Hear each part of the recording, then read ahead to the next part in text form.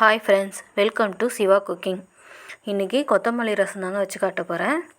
இதுக்கு தேவையான பொருள் பார்த்திங்கன்னா கொத்தமல்லி, பூண்டு, மிளகு, மல்லி, ஜீரகம், தக்காளி இதெல்லாம் ஒன்றா சேர்த்து மிக்ஸி ஜாரில் அரைச்சி வச்சுக்கோங்க.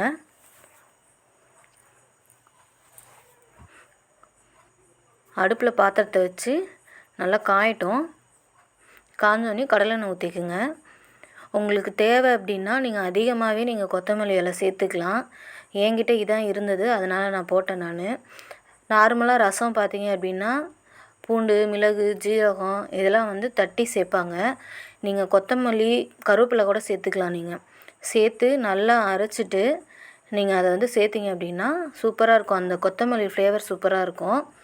இப்போ எண்ணெய் காயட்டும். எண்ணெய் காஞ்சோன்னையும் கடுகு சேர்த்துக்குங்க, கொஞ்சோண்டு உளுந்து சேர்த்துக்குங்க. ரெண்டும் பொரியட்டும்.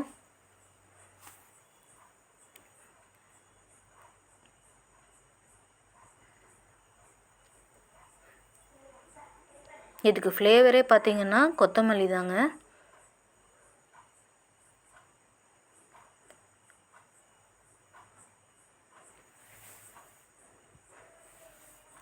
பொரிஞ்சனி பார்த்திங்கன்னா வரமிளகா, கருவேப்பிலை போட்டுக்குங்க.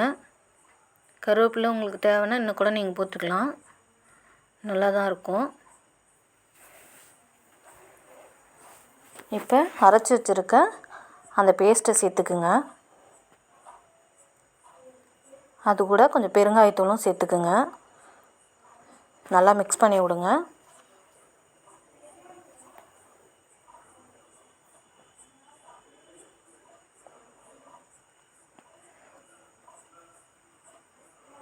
பெருங்காயத்தூள், மஞ்சத்தூள். அந்த மஞ்சத்தூள் நீங்கள் போட்டதுக்கப்புறம் பார்த்தீங்கன்னா அந்த க்ரீன் கலரில் இருக்குதுல கொத்தமல்லி, அதோட இந்த எல்லோ கலர் சேர்ப்பு சூப்பராக இருக்கும்.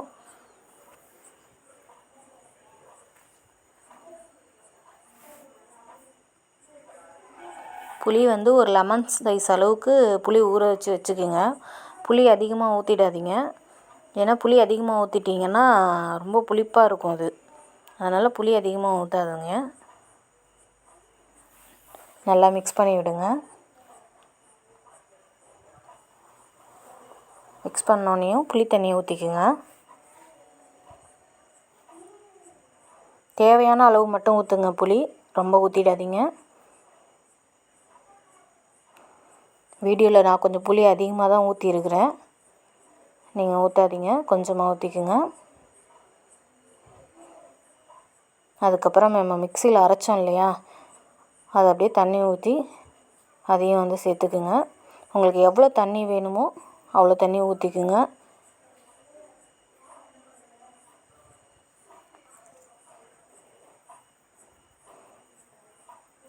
லாஸ்ட்டாக உப்பு சேர்த்துக்குங்க. தேவையான அளவு உப்பு சேர்த்துக்குங்க.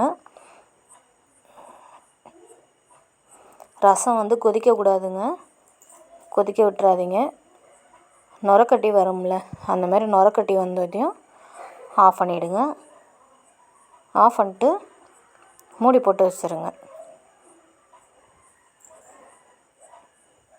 அவ்வளோதான் ஃப்ரெண்ட்ஸ், ரசம் ரெடி. உண்மையாகவே இந்த ரசம் நல்லாயிருக்குங்க. பிடிச்சிருந்தா லைக் பண்ணுங்கள், ஷேர் பண்ணுங்கள், கமெண்ட் பண்ணுங்கள், சப்ஸ்கிரைப் பண்ணுங்கள். Bye friends.